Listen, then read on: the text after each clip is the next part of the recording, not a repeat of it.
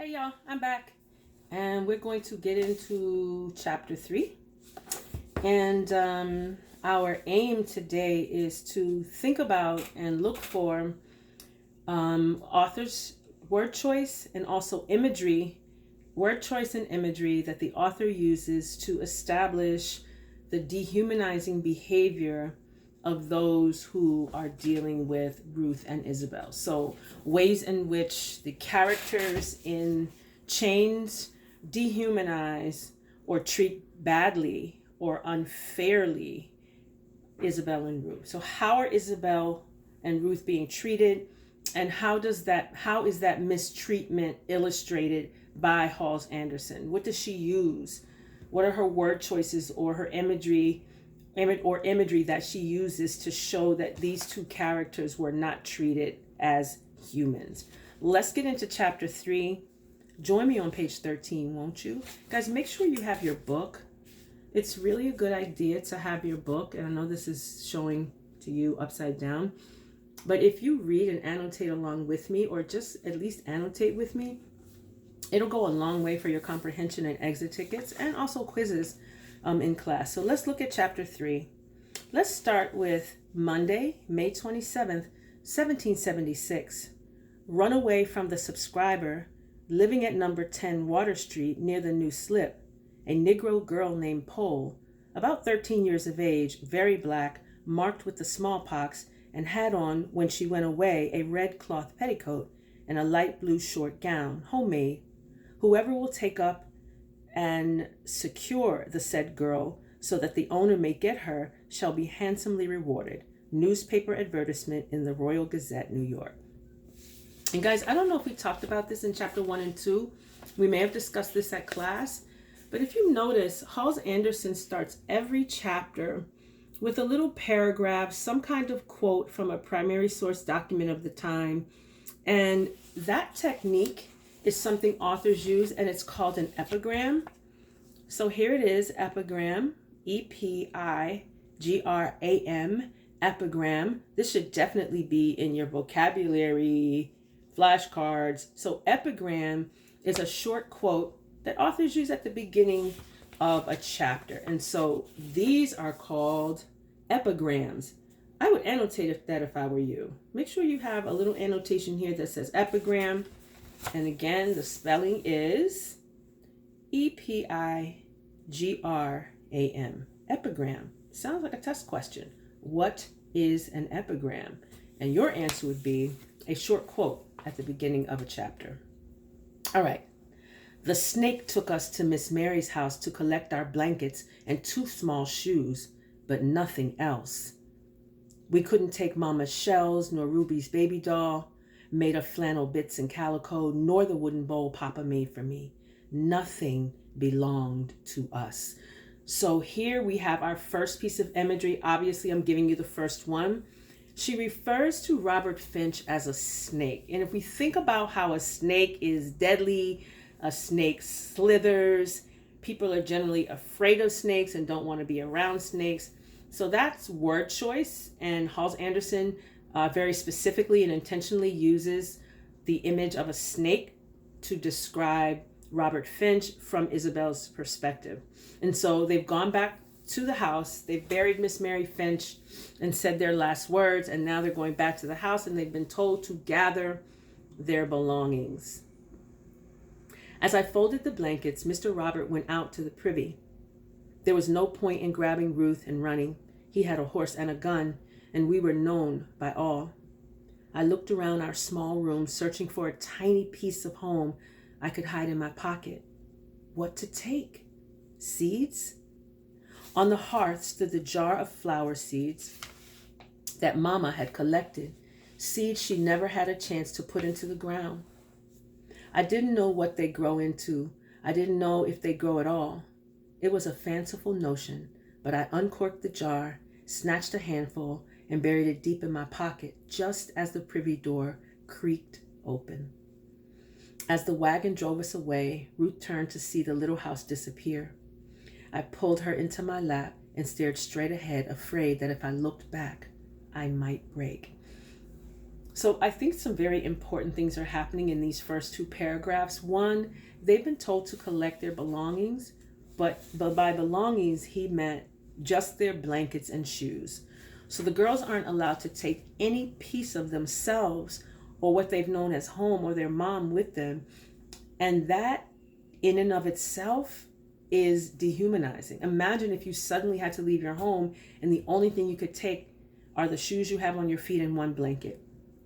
Much of who we are is sort of stored up and collected in the things that we have. A special scarf, a pair of glasses, a piece of jewelry that your grandmother gave you, a picture or photograph of you and a favorite cousin. None of these things that hold their memories are they allowed to take with them. Let's continue, guys. Middle of page 14. By midday, we were in Newport, following Mr. Robert up the steps of Sullivan's Tavern. I had never been inside of a tavern before. It was a large room, twice as big as Miss Mary's house, with two wide fireplaces, one on each of the far walls. The room was crowded with tables and chairs and as many people as church on Easter Sunday, except church was nearly cloudy. Except church was never cloudy with tobacco smoke nor the smell of roast beef. So a tavern, guys, is, I'm getting a call. Okay, that disappeared. Hopefully you didn't see that in the video. But so they're at a tavern, and a tavern is like a restaurant. It's a small restaurant and bar where people gather from the town to eat and drink. And so she's describing Sullivan's Tavern. Most of the customers were men, and a few had their wives with them. Some seemed like regular country folk, but others wore rich clothes not useful for muck shoveling. They made haste, tucking into their dinners, playing cards, paging newspapers, and arguing loud about the British soldiers and the Navy and taxes and a war. Ruth didn't like the noise and covered her ears with her hands. I pulled her toward me and patted her on the back. Ruth was simple-minded and prone to fits, which spooked ignorant folk. Noise could bring them on, as well as a state of nervous excitement. She was in the middle of both. So we learned something key about Ruth here, that she has what Isabel is describing as a fit or nervous excitement. And this is probably what we would call in modern times some kind of seizure. And she says that ignorant folk really don't understand it and are often scared by it. So that's important. As I patted her, her eyes grew wide at the sight of a thick slice of buttered bread perched near the edge of a table. We hadn't eaten all day, and there had been little food the day before, what with Miss Mary dying. I snatched her hand away as she reached for it. Soon, I whispered. Mr. Robert pointed to a spot in the corner. Stand there, he ordered. Okay, again, imagery and clues as to when Ruth and Isabel are treated like non-humans or treated like things instead of like people, or are dehumanized, as we said in our aim. A woman burst through the kitchen door carrying a tray of heavy food. She was a big woman, twice the size of my mother, with milky skin and freckles. She looked familiar and caused me to search my memory. We'll have Jenny fatten up the British Navy and make their ships sink to the bottom of the sea, yelled a red-faced man. The big woman, Jenny, laughed as she set a bowl in front of the man. The proprietor called her over to join us. She frowned as she approached, giving Ruth and me a quick once-over while tucking a stray curl under her cap. These are the girls, Mr. Robert explained. It don't matter, the proprietor said as he put his hand on Jenny's back. We don't hold with slaves being auctioned on our front steps. Won't stand for it, in fact. I thought this was a business establishment, Mr. Roberts said. Are you opposed to earning your percentage? You want to listen to my bill, mister, Jenny said. Advertise in the paper. That's what we do around here. I don't have time for that. These are fine girls. They'll go quickly. Give me half an hour's time on your front steps, and we will both walk away with heavier pockets. Jenny's husband pulled out a rag and wiped his hands on it. Auctions of people aren't seemly. Why don't you just talk quiet like to folks, or leave a notice tacked? That's proper. I recall an auction not 20 yards from here, Mr. Roberts said. One of Brown's ships brought up a load of rum and slaves from the islands. They must have sold 35, 40 people in 2 hours. Rhode Island don't import slaves, not for 2 years now, Jenny said. All the more reason why folks want to buy what I have to sell. I want this done quickly. I have other business to tend to. Is that our problem, Bill? Jenny asked her husband. He says that like it's our problem. Is that our problem, Bill? Jenny asked her husband. He says that like it's our problem. Sorry, I read that twice. Ease off, Jenny, Bill said. The girls look hungry. Why don't you take them in the kitchen? Jenny looked like she had plenty more to say to Mr. Robert, but she gave Ruth and me a quick glance and said, "Follow me." Mr. Robert grabbed my shoulder. They've already eaten. No charge, Jenny said evenly. I like feeding children. Oh, Mr. Robert released me. Well then, that's different. So here we see already the mention of Isabel and her sister Ruth being sold. That's dehumanizing. We see Mr. Robert manhandle Isabel again when he grabs her shoulder because Jenny wants to feed them and he immediately thinks he would have to pay for it. And he also straight up lies and said they've already eaten when clearly when they first enter the tavern, Isabel tells us that they haven't eaten all day and had very little to eat the day before. Again, this notion of this dehumanizing behavior. So let's see now, where am I? Okay, back to the kitchen, bottom of page 16. Jenny closed the kitchen door behind her and motioned for Ruth and me to sit at the table in the middle of the room. A cauldron, that's a huge pot, of stew hung above the fire in the hearth, and 2 fresh pies were cooling by the window. Eat first, she said, then talk. She cut us slices of brown bread and ham and poured us big mugs of cider. Ruth gulped hers down quick and held out her mug for more. Jenny smiled and refilled it. I made short work of the food, keeping an eye on the door in case Mr. Robert walked in. The back door to the kitchen was wide open to let in a breeze. Should I grab Ruth's hand and try to escape? Jenny read my mind. No sense in running, she shook her head from side to side. He'll find you right away. I'd help you if I could, she said. It would be the least I could do for Dinah. I wasn't sure I had heard her right. Pardon me, ma'am? You're Dinah's girl. Knew you when you walked in the door. You knew my mother? Jenny stirred the cauldron of stew. Your mother and your father both. I held you when you were just a day old. I heard she passed away last year. My condolences. She cut 2 pieces from the apple pie and gave them to Ruth and me. I was indentured when I was your age. Old Mr. Malbone had 5 of us from Ireland, along with near 30 slaves. Worked us just as hard, but after 7 years I could walk away. Thank you, Lord. Dinah was real friendly to me when I first got there. Helped me get used to a new place and people ordering us around. I thought I knew you, I said. She smiled warmly and snatched a piece of apple pie from the plate. You always were the best rememberer I ever saw. We used to make a game of it. Tell you a line to memorize or a song. Didn't matter how much time passed, you'd have the whole thing in your mouth. Make your parents proud. A serving girl came through the door and the talk stopped. Once Jenny had loaded her tray up and sent her back out, she sat down next to me. How did you come to be with that man? She asked. I thought you were at Miss Finch's place. I quickly explained the dizzy events of the last 2 days.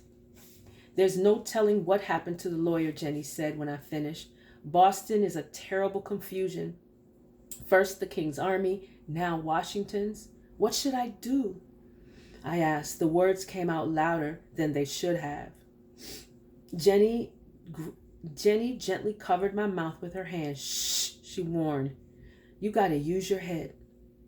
I grabbed her hand. Could you take us, please? You knew Mama. She slowly pulled her hand from mine, shaking her head. I'm sorry, Isabel, I dare not. But Bill opened the door and poked his head in. He wants the girls. Best to hurry. A thin woman stood next to Mr. Robert. Her plum-colored gown was crisp and well-sewn, and the expensive lace trailed from the small cap on her head. She was perhaps 45 with pale eyebrows and small eyes like apple seeds. A fading yellow bruise circled her right wrist like a bracelet. She looked us over quickly. Sisters? 2 for the price of 1, Mr. Roberts said. Hardest working girls you'll ever own. What's wrong with them? The woman said bluntly. Why such a cheap price? Again, hints of dehumanizing behavior towards Ruth and Isabel. They're talking about them as if they're a new set of dishes or a new pair of jeans. Mr. Roberts' snake smile widened. My haste is your good fortune, madam. These girls were the servants of my late aunt, whose passing I mourn deeply. I must quickly conclude the matters of her estate. The recent unrest, you know. A man joined the woman, his eyes suspicious and flinty. He wore a red silk waistcoat under a snuff-colored coat with silver buttons, a starched linen shirt, and black breeches. The buckles on his boots, were as big as my fists. And what side do you take in the current situation, sir? He asked. Are you for the king, or do you support the rebellion? Conversations at nearby tables stopped as people listened in. I pledge myself to our rightful sovereign, the king, sir, Mr. Roberts said. Washington and his rabble have taken Boston, and that's the last thing they'll take. The stranger gave a little bow and introduced himself. Elihu Lockton, at your service, sir. This is my wife, Anne. Mr. Robert bowed politely in return, ignoring the muttering at the table behind him. May I offer you both some soup? Some sup, meaning supper or dinner, and drink, that we might be better acquainted? They all sat, and Jenny swooped over to take their orders. Ruth and I stood with our backs against the wall as Mr. Robert and the Locktons ate and drank. I watched them close. The husband was a head taller and twice the girth of most men. His shoulders rounded forward, and his neck seemed to pain him, for he often reached up to rub it. He said he was a merchant with business in Boston, New York, and Charleston, and complained how much the Boston uprising had cost him. His missus sipped Jenny's chowder, shuddered at the taste, and reached for her mug of small beer. She stole glances at us from time to time, and I could not figure what kind of mistress she would be. In truth, I was struggling to think straight. The air in the tavern had grown heavy, and the weight of the day pressed against my head. When the men took out their pipes and lit their tobacco, Ruth sneezed, and the company all turned and considered us. Well then, Lockton said, pushing back from the table to give his belly some room, the wife is looking for a serving wench. Wench is another term for a girl, and usually sort of has a negative connotation or negative feel to it. Mrs. Lockton crooked a finger at us. Come here, girls. I took Ruth by the hand and stepped within reach. Mistress Lockton studied our hands and arms, looked at our feet, and made us take off our kerchiefs to look at our hair for nits or lice. Can you cook? She finally asked me. Not much, ma'am, I admitted. Just as well, she said. I don't need another cook. What do you do? I put my arm around Ruth. We can scrub your house clean, care for cows and pigs, work your garden, and carry just about anything. My aunt trained them up herself, Mr. Robert added, and they come with blankets and shoes. Lockton sighed. Why not wait, Anne, and procure another indentured girl in New York? His wife sat back as Jenny arrived with coffee. Indentured servants complain all the time and steal us blind at the first opportunity. I'll never hire another. Jenny set the tray on the table so hard the cups rattled in their saucers. Lockton reached for a plate of apple pie. Are you sure we need 2? These are uncertain times, dear. Mrs. regarded Ruth. This one looks simple. Is she aldipated? Ruth gave a shy smile. I spoke before Mr. Robert could open his mouth. She's a good, simple man. Does what she's told. In truth, she's a harder worker than me. Give her a broom and tell her to sweep, and you'll be able to eat off the floor. Jenny poured a cup of coffee and set it in front of the missus, spilling a little on the table. She's prettier than you, Mrs. said. and she knows how to hold her tongue. She turned to her husband. The little one might be an amusement in the parlor. The big one could help Becky with the firewood and housekeeping. Jenny pressed her lips together tight and poured coffee for Lockton and Mr. Robert. Mrs. bent close to Ruth's face. I do not brook foolishness, she said. Ruth shook her head from side to side. No fooling, she said. The missus cocked her head to one side and stared at me. And you? You are to address me as madam. I expect obedience at all times. Insolence will not be tolerated, not one bit. And you will curb your tendency to talk. Yes, madam, I answered. What say you, Anne? Lockton said. We sail with the tide? I want these girls, husband, madam said. It is Providence that put them in our path. How much do you want for them? Lockton asked. Mr. Robert named his price. One price, 2 for 1, us being sold like belts of faded cloth or chipped porridge bowls. Wait, Jenny announced loudly. I'll take them. The table froze. A person like Jenny did not speak to folks like Lockton's or Mr. Robert, not in that manner. Lockton stared at her as if she had grown a second head. I beg your pardon. Jenny set the kettle on the table, stood straight, and wiped her palms on her skirt. I want them 2 girls. I need the help. We'll pay cash. So guys, again, we talk about this difficulty of slavery and how these 2 little girls are really being dehumanized and treated like items or material possessions, and they're literally going back and forth or bartering or bargaining about a price. I want them 2 girls. I need the help. We'll pay cash. Keep to your kitchen, woman. Madam Lockton's words came out sharp and loud. Did she change her mind? Will she really take us? Work in the tavern wouldn't be bad, maybe, and Jenny would be kind to Ruth. I could ask around about lawyer Colonel's papers. When we found Miss Mary's will, I worked extra to pay Jenny back for the money we cost her, fair and square. Ruth and me would stay together, and we'd stay here close to Mama. So here you have Ruth wishful thinking. You have Isabel wishful thinking and just kind of dreaming of what it could be like if the woman Jenny, who knew her mom, purchased them instead of the Locktons. Please, God, please. Leave us, Lockton said to Jenny, and send your husband over. Jenny ignored him. It'll take us a couple days to get your money together, she said to Mr. Robert. We'll give you free lodging in the meantime. Mr. Robert's eyes darted between the 2 bidders. Ruth yawned.